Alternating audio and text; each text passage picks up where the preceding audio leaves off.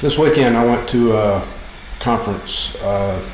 It's an NA conference, Narcotics Anonymous, and it was in Asheville, North Carolina, and this is 2018. One of the speakers was this beautiful young lady, and she was talking about her relationships and the kind of boyfriends and stuff that she chose. And she was sort of complaining about how she was not enough for her particular man, and she was making a comment about how she was always catching him going out with other people, and it made her feel very inadequate. One of the things that I've noticed through my time of being a man and doing my personal work is that, and this is something that she didn't realize, was that no woman was going to be able to please that man. And she also wondered why she would continue to choose the same kind of man over and over again, and basically the same mannerisms, treating her the same way. The only difference was it was a different face, a different person, but pretty much the same kind of guy. It might be good for us to realize how and why we choose the mates that we choose. If you don't have a good sense of self, if you don't have a connection to higher self, what you're out doing is you're picking mates who will show you what it is that's asleep in you. And everybody, you notice that you see these couples and you can't realize or understand why they're together because they're such opposites. The reason you're attracted to somebody is because of what is asleep inside of you is awakened them. And what is asleep inside of them is awakened you. That's why these opposites attract. We have a subconscious language, and our higher self and our subconscious mind, through the use of that language, that's how we pick out our mates. That's how we pick out the people that we're going to have dramas and conflicts with in life. Because if you aren't growing straight up and going after your spiritual growth straight up, then you have no choice but to fall underneath those rules of duality consciousness. Your higher self and your subconscious get you involved with other people so that you can get in the drama and conflict and see what it is you need to heal inside of yourself. That's why we're always in this drama and conflict. That's why it's never ending. It's because we have a higher self and a subconscious mind, which is always getting us in trouble and putting us into it face first. And this is also true in relationships. You know, people don't understand why am I attracted to the same kind of assholes all the time. Well, it's because you haven't learned your lessons.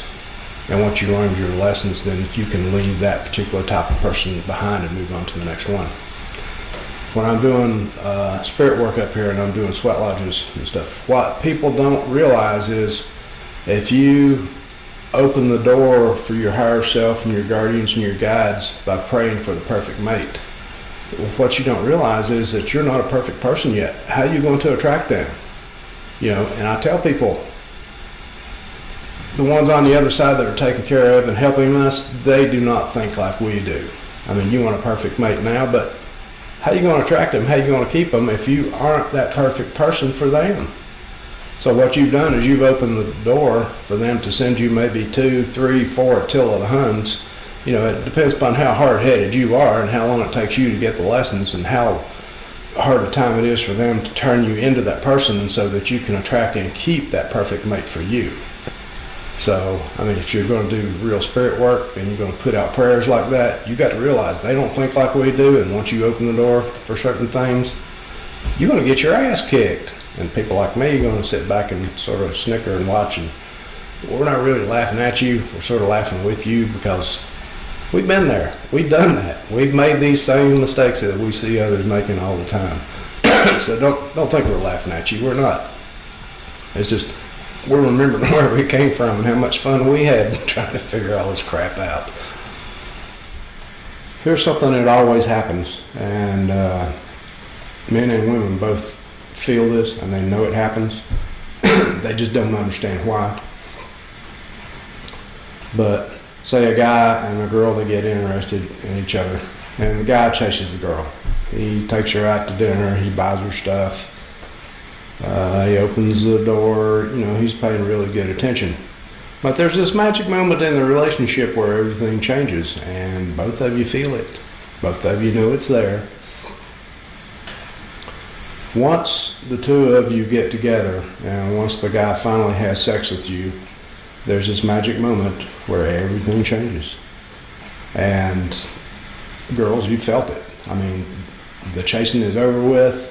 Something changed inside of him. And guys, you feel that moment too. Something in you changes. You realize at some depth level that they are not what you expected. And girls, you feel the same thing about the guy too. Once that moment happens, but it's more evident in the guy and how he acts. The reason for this is you're looking outside of yourself for wholeness to complete yourself on the inside. You have an ego which doesn't want you to see the truth, and your ego is putting up this, what you think is a perfect person up in front of you to chase you around. And once the two of you get together, that magic spell is broken. There's something inside of you that's not fulfilled at that point. You know, I see people talking about their soulmate and their twin flame and all this stuff, and I'm here to tell you that's bullshit. 2 or 3 years down the road, you're going to find out that he is a controlling, manipulative son of a bitch. He's going to find out that you hadn't done any work either, and you're a mean, spiteful bitch. That's not who you really are, either one of you. That's just who you end up being, so that you can break up with each other, you can go on, the ego can stay in control, neither one of you does any real growth. What the guy is looking for and what the girl is looking for, they're hunting for that whole and complete feeling inside, and you're looking outside of yourself hoping that you'll find that perfect person that will complete you and make you feel whole. That's not how this works. The perfect mate for you at this point, neither one of you are going to be attracted to the perfect mate because you yourselves aren't perfect. You haven't done enough work.